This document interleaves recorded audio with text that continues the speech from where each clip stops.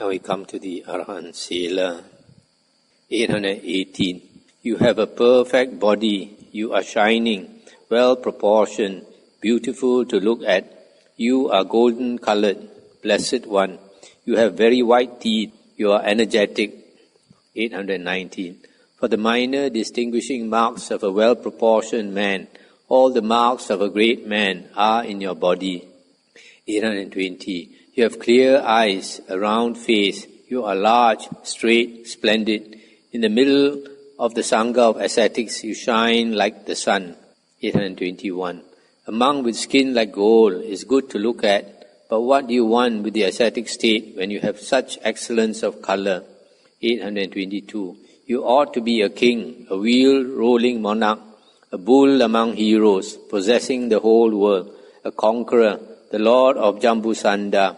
823. Warriors and minor kings and kings are your vassals.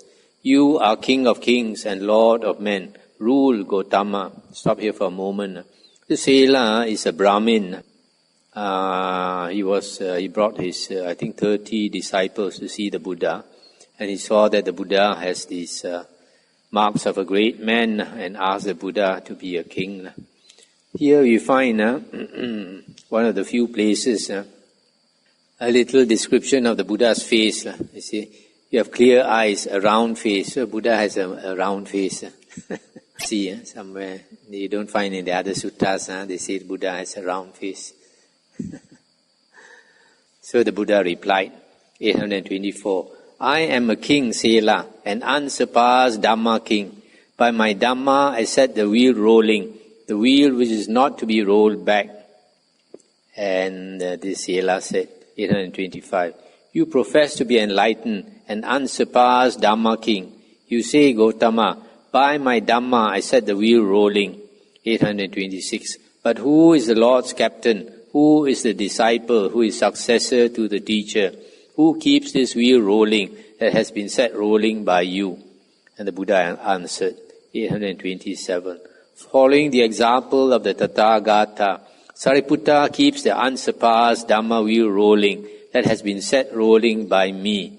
828. What is to be known is known. What is to be developed is developed. I have eliminated what is to be eliminated. Therefore I am a Buddha. Brahmin. 829. Dispel your doubt in me. Have faith, Brahmin.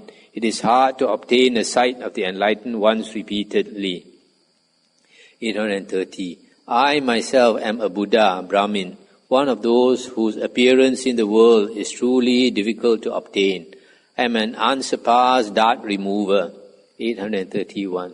Having become Brahma Bhutta, unequal crusher of Mara's army, having subdued all enemies, I rejoice, having no fear from any quarter.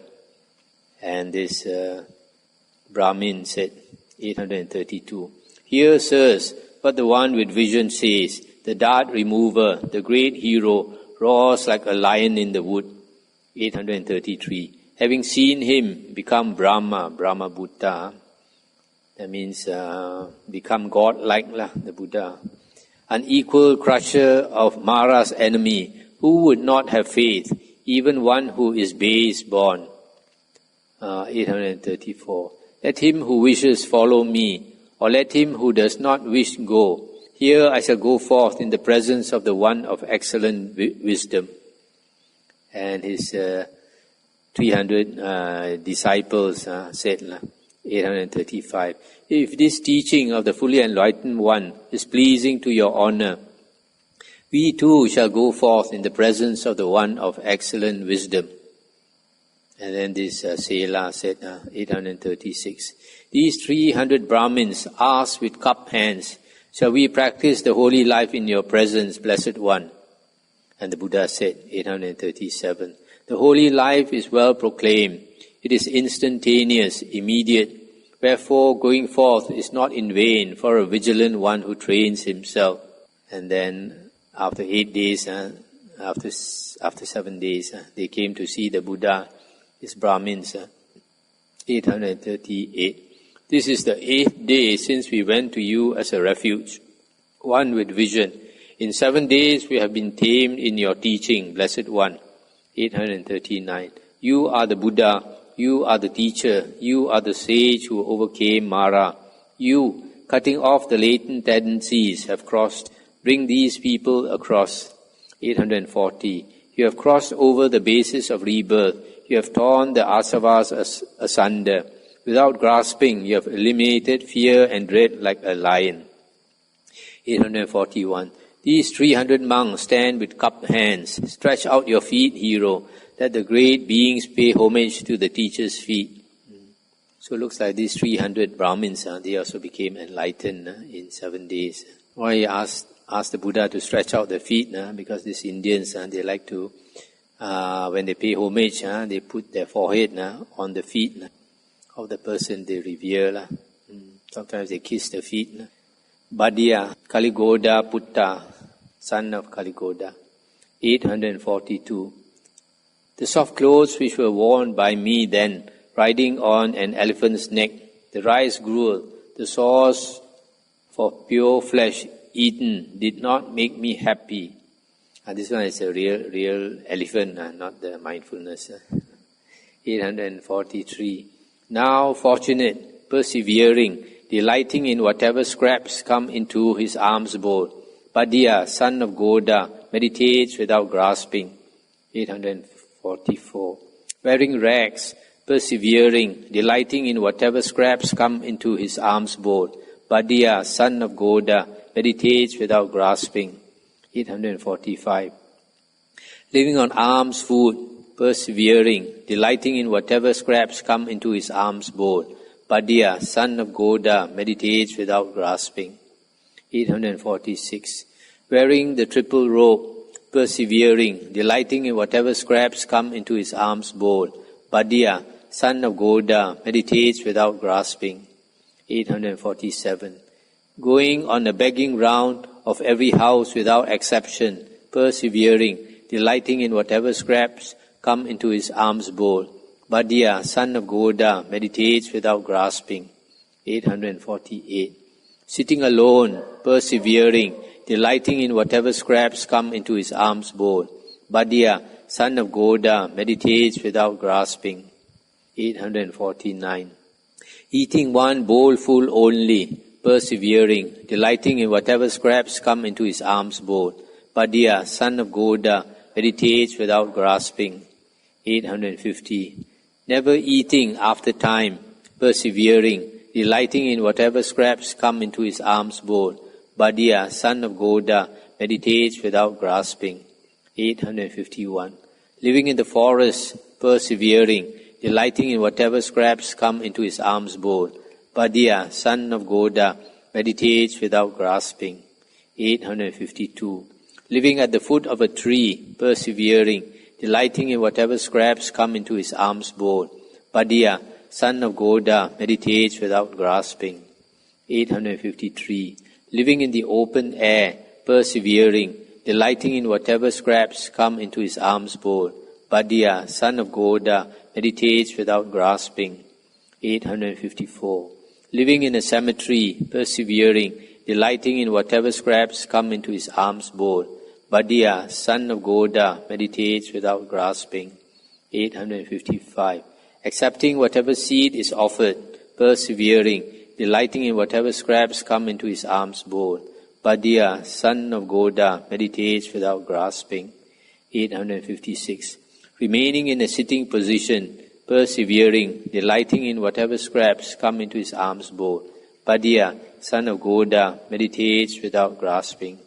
So it looks like he's another monk who sleeps or takes his rest in the sitting position, not lying down. 857. Desiring little, persevering, delighting in whatever scraps come into his alms bowl. Badya, son of Goda, meditates without grasping. 858. Satisfied, persevering, delighting in whatever scraps come into his alms bowl. Badya, son of Goda, meditates without grasping. 859. Secluded, persevering, delighting in whatever scraps come into his alms bowl. Badya, son of Goda, meditates without grasping. 860. Not living in company, persevering, delighting in whatever scraps come into his alms bowl. Padya, son of Goda, meditates without grasping. 861. Putting forth energy, persevering, delighting in whatever scraps come into his alms bowl. Padya, son of Goda, meditates without grasping. 862.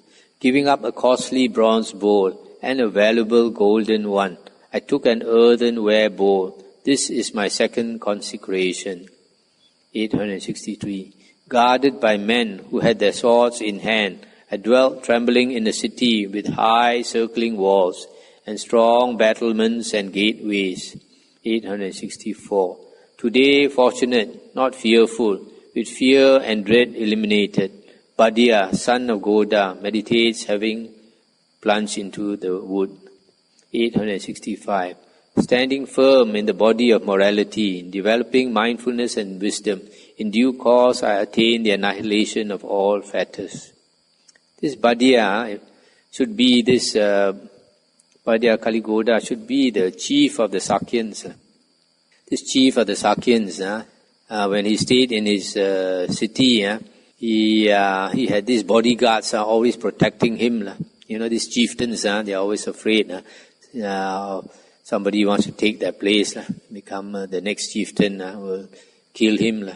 So, daytime also, everywhere he goes, he has his bodyguards with swords following him. And at night when he sleeps also, around the house also, a lot of bodyguards looking after him. In spite of all the bodyguards, every day and night he was afraid of being killed.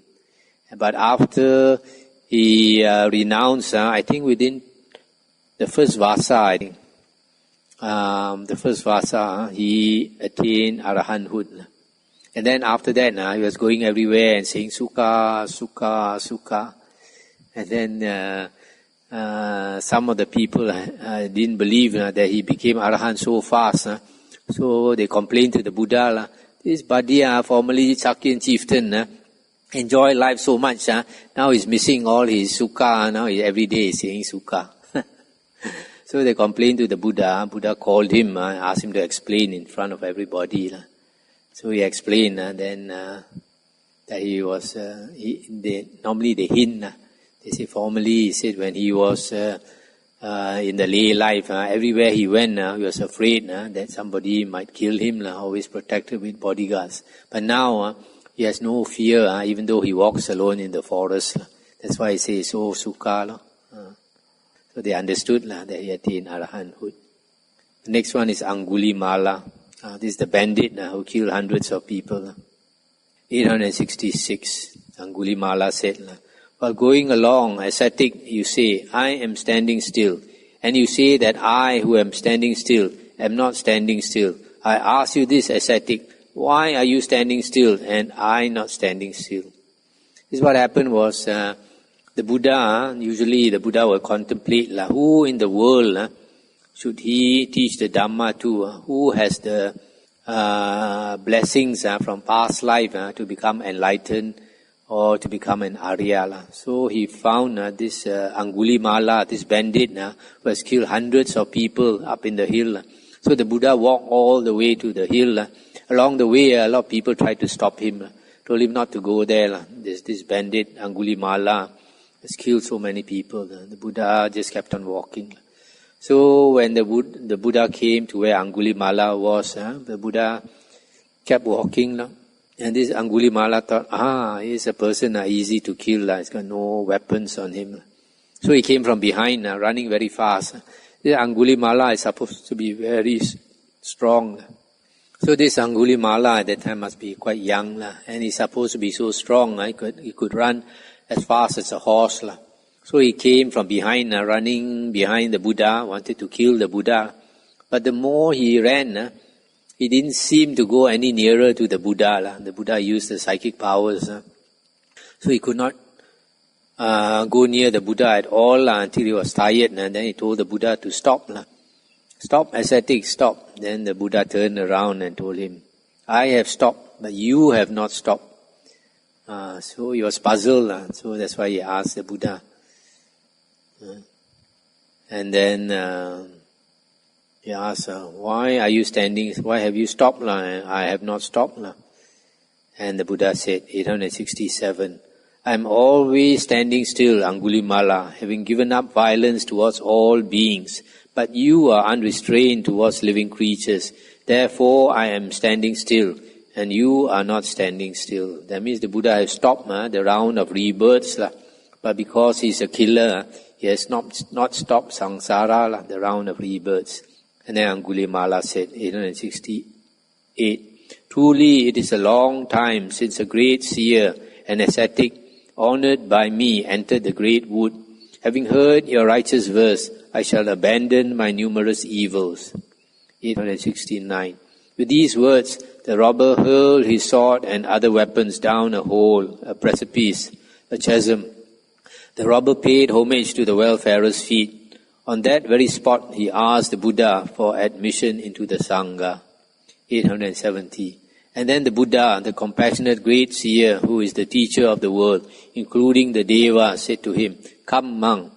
This in itself was monk status for him. 871. But he who formerly, being indolent, was afterwards not indolent, illuminates this world like the moon released from a cloud. 872. He whose evilly done action is blocked off by a good action illuminates this world like the moon released from a cloud. 873. The young monk who applies himself to the Buddha's teaching illuminates this world like the moon released from the cloud. 874. Let even my enemies hear a discourse on the Dhamma.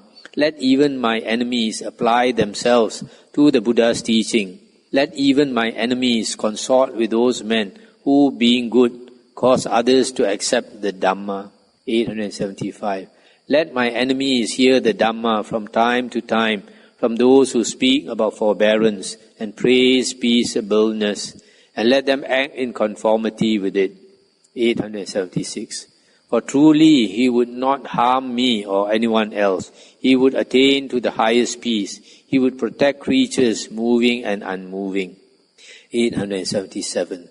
For canal makers lead water, arrow makers bend the bow, carpenters bend wood, clever men tame the cell.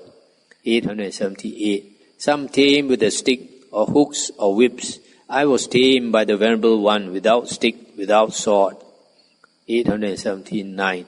My name is non-harmer, ahimsa. Previously I was a harmer. Today I am rightly named, for I certainly do not harm anyone. So formerly he harmed so many people. He was so cruel to so many people. But now he was given the name no more cruel, ahimsa. 880. I was formerly the infamous robber Angulimala. Being carried along by the great flood, I went to the Buddha as a refuge. 881. I was formerly the infamous bloody-handed Angulimala. See my going to the refuge. That which leads to renewed existence has been rooted out. 882. Having done much action of that kind, leading to a bad transition, touched by the ripening of subsequent action, free from that, I enjoy my food. 883. Fools, stupid people devote themselves to indolence or laziness, but a prudent man guards his vigilance as his best treasure. 884. You should not devote yourselves to indolence, nor to intimacy with the delight of sensual pleasures. The vigilant man, meditating, attains the highest happiness. 885. It has come, it has not departed, nor was that bad advice to me. Among the things shared out among men, I obtained the best, that means the Dhamma. 886. It has come, it has not departed, nor was that bad advice to me. The three knowledges have been obtained. The Buddha's teaching has been done. 887. Either in the forest at the foot of a tree, or in the mountains in caves, here and there I stood then with agitated mind. 888. But now I lie down happily, I stand happily, I live my life happily, beyond Mara's reach. I was pitied by the teacher. 889. Formerly I was of Brahmin stock. high-born on both sides. Now I am the son of the welfarer, the Dhamma king, the teacher. All the monks are called Sakya Putta, sons of the Sakyan. 890. I am rid of craving, without grasping, with sense doors guarded, well restrained. Having rejected the root of evil, I have attained the annihilation of the asavas. 891. The teacher has been waited on by me. The Buddha's teaching has been done. The heavy load has been put down. That which leads to renewed existence has been rooted out. The next one is the famous Anuruddha.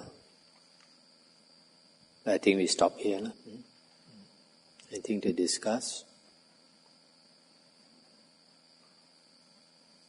When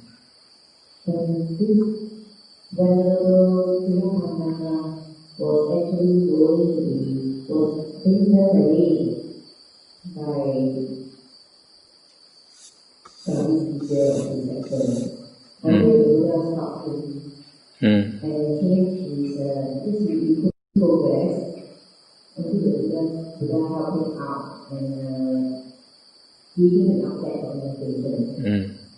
For something that sometimes say, for many of us, we need to meditate for years. And noticing, put aside the unconvincing teaching that we have, but if we put all our effort and we are not having any progress, how do we know when to change the meditation concept without a good teacher who really knows us well? I think without the Buddha around, we all have to make our own investigation as to which meditation object is suitable. But the problem is a lot of people, due to pride, they don't want to change their object because they think other people can practice Anapanasati. I should also be able to practice Anapanasati. But the fact is that there are many people with a very disturbed mind. And it's partly because a lot of people want to get knowledge. The more knowledge you put into your brain, the less you can meditate. You have to throw aside a lot of the things that are not necessary. So we know that there are certain types of meditation the Buddha taught. So we should investigate those few. One is Anapanasati, which is actually a difficult object unless you live alone in a cave or something. Then another one is the 32 parts of the body. This one actually is a easier object to practice. But then for a lot of people, to want to learn the 32, to memorize the 32 parts, they think it's too much trouble. That's why I ask them to chant like Namo Buddhaya. Chanting Namo Buddhaya, the problem is a lot of people think it's like elementary school. They don't want to practice it. But actually, it is good to at least start with that to calm your mind a bit. And the other thing is, you have to remember meditation. If you want to calm your mind, you don't do it only when you are sitting down with other people. All the time, you should try to calm the mind. That's why I say the chanting is useful. When you are not sitting in meditation, also you can chant. You walk, also you can chant. Sit in a car, also you can chant. You chant in your mind, nobody knows. So this to calm the mind, we have to use effort all the time.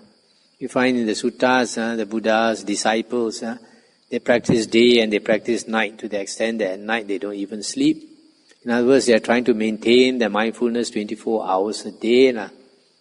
That is a real meditation.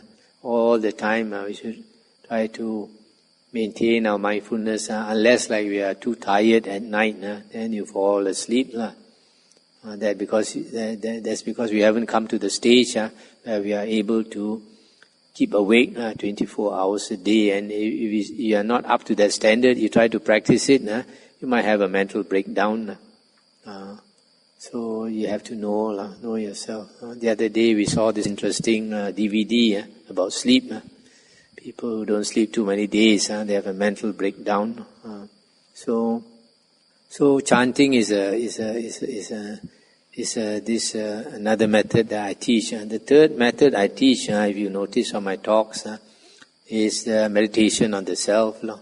This meditation on the self is basically what is taught in Jnana Yoga and also in Zen Buddhism. The Gong An Wo Shi Sei, who am I?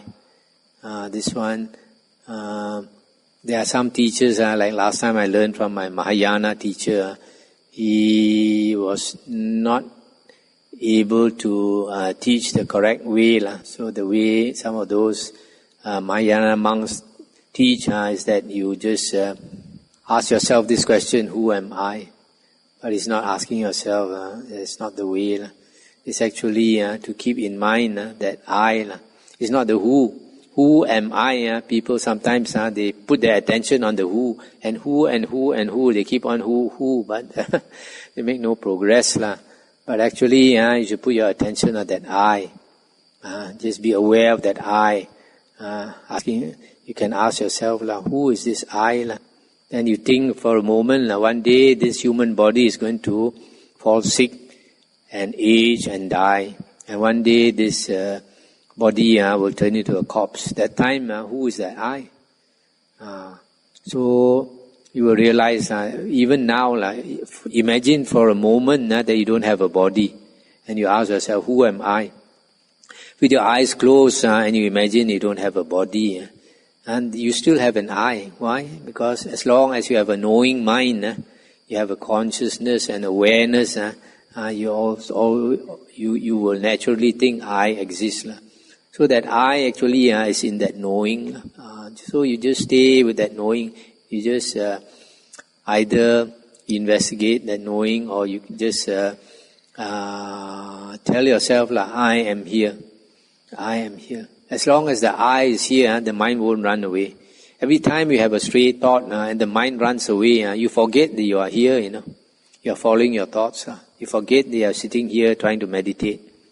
But the moment you remember, I am here, you come back to yourself, you come back to your mind. You have not strayed away. So as long as you are aware, I am here all the time, you will never have a stray thought. Your mind will be focused. So you keep practicing this, I am here, or just that I, just awareness, just knowing that awareness, just knowing that knowing. This is what in Zen Buddhism they say, to use reverse your mirror and see your original face. A lot of these things in Zen, they have all these sayings which seem to be very strange and hard to understand. But when it's explained to you, then you find it's not difficult at all. It's very simple. So we just know the knowing, and then you keep doing that. Your mind slowly will become one-pointed. So this is another meditation actually, which is very simple. I mean, it's not hard to practice because you're just aware of yourself, just aware of your knowing mind, just aware of your consciousness. That's all. So these are the three methods that I teach, but you may find others in the Visuddhimagga and all that.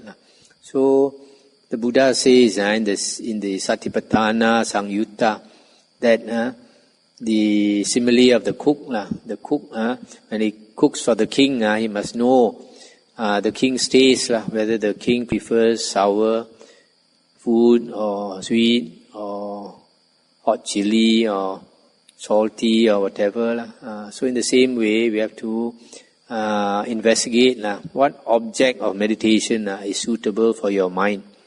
What object of meditation your mind can easily a liking to and calm down. So you have to find out for yourself. Even if the Buddha was around, the Buddha is not going to make himself busy and telling everybody what is your method of meditation. You have to find out yourself. The Buddha wants to stay in samadhi. Just like one of the suttas in the Samyutta Nikaya, where a monk was practicing alone in the forest, and he was not practicing very hard. So the Deva came to advise him to put more energy. And then he appreciated it, he thanked the Deva. Then he told the Deva, next time I'm careless, I'm lazy, please remind me. And the Deva scolded him. Who do you think you are? I'm not your servant, I'm not your worker. So we have to take care of ourselves and don't expect somebody to advise us all the time. That's why the Buddha always says, be a lamb unto yourself, be a refuge unto yourself with no other refuge. Take the Dhamma as your lamb, take the Dhamma as your refuge with no other refuge. Okay? What happens meditator, for example, the person started with the object meditation, the person is then later to listen to the way and the way will take time and all these things. This there's a person who, and this is other factors because it's no more the meditation factor, it's more the doing factor. So that's where we investigate the factors in our practice. Yes, but I find sometimes when you practice one object, after some time there's a bit of resistance coming up, You keep practicing that, and some resistance comes up. In which case you have to change your object, change your object, and then it might go well for a while, but you keep at it long also, you get resistance. It's just like you eating Kentucky chicken every day. You might enjoy it in the beginning. After some time, you get tired of it. You want to change your taste. So sometimes, to me, it's all right. If you have two objects, you practice one, and after a time you find resistance. You practice another one. Keep changing these two, but not too many. So you have to experiment yourself. As I said before that chanting can probably lead to the first jhana, but not the second jhana. What is the rationale behind? Because I think if after entering first jhana, then you no longer pay attention to life. You only pay attention to the sukha. Then anything can lead you to jhana. And it should also lead you to second jhana. That's true.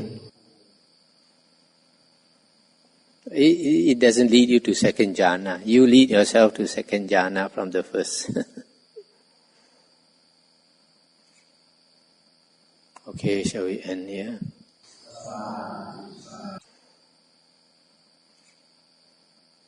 Okay, shall we end here?